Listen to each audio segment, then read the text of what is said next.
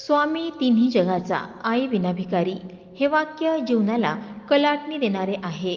माय या शब्दातील गोडवा अमृतात सापडणार नाही. मात्र गोंडपिंपरी तालुक्यातील विठ्ठलवाडा गावात एका जन्मदात्या आईने सरकारी नोकरीवर असलेल्या शिक्षक मुलावर थेट उपजीविकेसाठी तक्रार केली.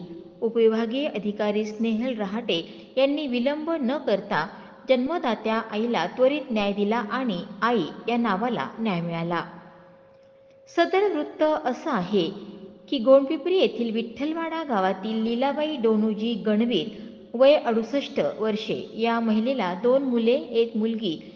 किशोर गणवीर शेतीसह जीवन विमा निगम एजंट म्हणून तर दुसरा सरकारी शाळेत शिक्षक म्हणून काम करतो.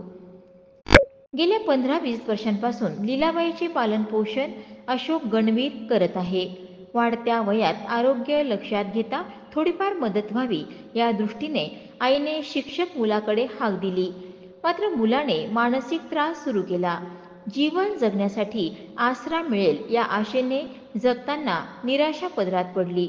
खाजगी काम करणाऱ्या मुलाजवळ राहून कसाबसा गुजारा सुरू आहे. सिमोन गणवीर हा सरकारी नोकरीमध्ये असल्याने शासनाच्या कोणत्याही योजनांचा लाभ घेता येत नसल्याने आरोग्यासाठी लागणारा खर्च आणायचा कुठून हा प्रश्न वारंवार जन्मदात्या आईपुढे उभा ठाकला.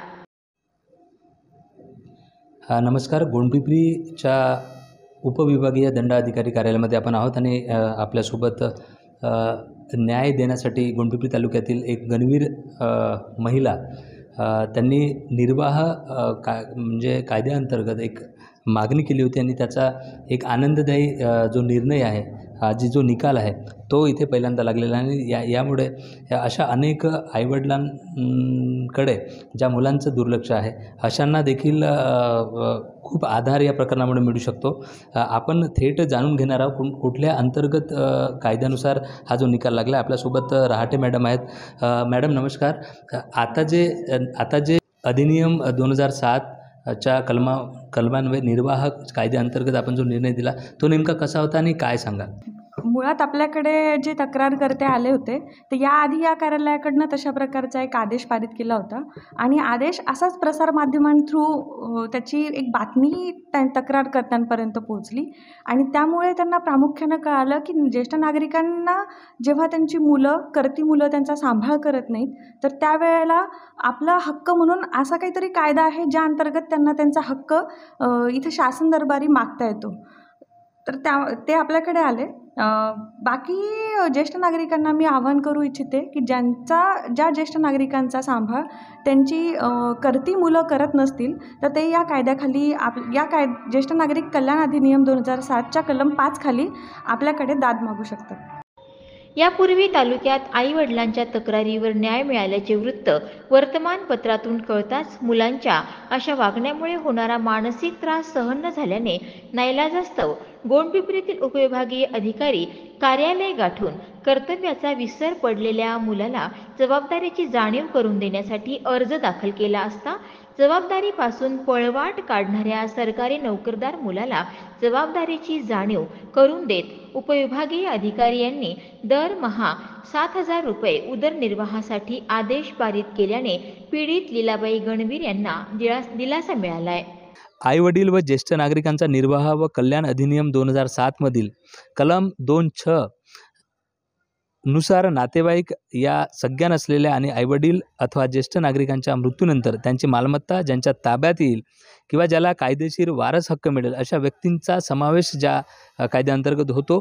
याकरता एकंदरीत विठ्ठलवाड्यातील गणवीर या जन्मदात्या आईंनी मुलाविरुद्ध एक केस दाखल केली होती आणि त्याचा 5 जुलै 2024ला निकाल लागलेला आहे. त्याचा आदेश निकाला आहे की आईला महिन्याकाठी जीवन जगण्यासाठी आपला उदरनिर्वाह करण्यासाठी महिन्याकाठी 7,000 रुपये त्यांना मिळावे असे एकंदरीत आदेश मिळाला आहे. गैरहजरदार शिक्षक आपल्यासोबत आहेत. त्यांच्याकडनं आपण एकच जाणून घेणार आहोत की हा जो आदेश निघालेला आहे तो आदेश आपण पाळणार आहात, त्याचं पालन करणार आहात किंवा आपलं काय मत आहे? साहेबांनी जो आदेश काढलेला आहे, मॅडमनी जो आदेश काढलेला आहे तो तत्वतः मला मान्य आहे. माझा मोठा मुलगा MBA करत आहे, तो पुण्याला शिकत आहे. त्याची 20 लाख फी आहे आणि बाकीचा खर्च आहे आणि तो माझा चालू आहे. तसेच माझी मुलगी फायनल झाली इंजिनिअरिंग. आता तिचा मी खर्च करू शकत नाही म्हणून मी तिला घरी बोलवलं आहे आणि ती घरी आहे.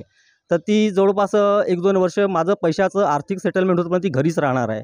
आणि जो काही मला 7,000 दरमहा आईला जो द्यायचा आहे निर्वाह भत्ता, तो तेवढाही नाही तरी मी माझ्या परीने मी एक आईचं आणि माझं एक संयुक्त खातं खोलून त्या खात्यामध्ये मी पैसे टाकत जाईन. आणि भविष्यात जास्त लागली गरज आईला औषधपाण्याला मी जास्त पण देईन. पण सध्या माझ्याकडे माझे मुलं 1-2 वर्ष 2-3 वर्ष जे शिक्षण आहे ते शिक्षण होतपर्यंत मला माझ्या पद्धतीनं आईला मदत करावी लागेल. नक्कीच आपण बघितलं की जो आदेश निघालेला आहे, दर महिन्याकाठी 7,000 रुपये आईच्या खात्यात टाकायचे आहेत. त्यासाठी त्यांनी आपली जी व्यथा किंवा जी काही कारणं आहेत त्यांनी ते आपल्यासमोर मांडले आहेत.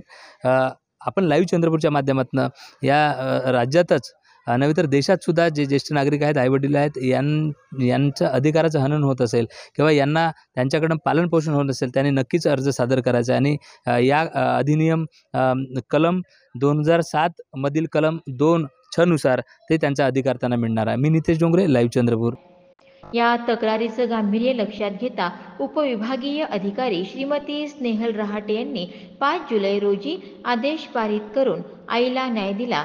त्यांचे आभार मानण्यात आले आहेत.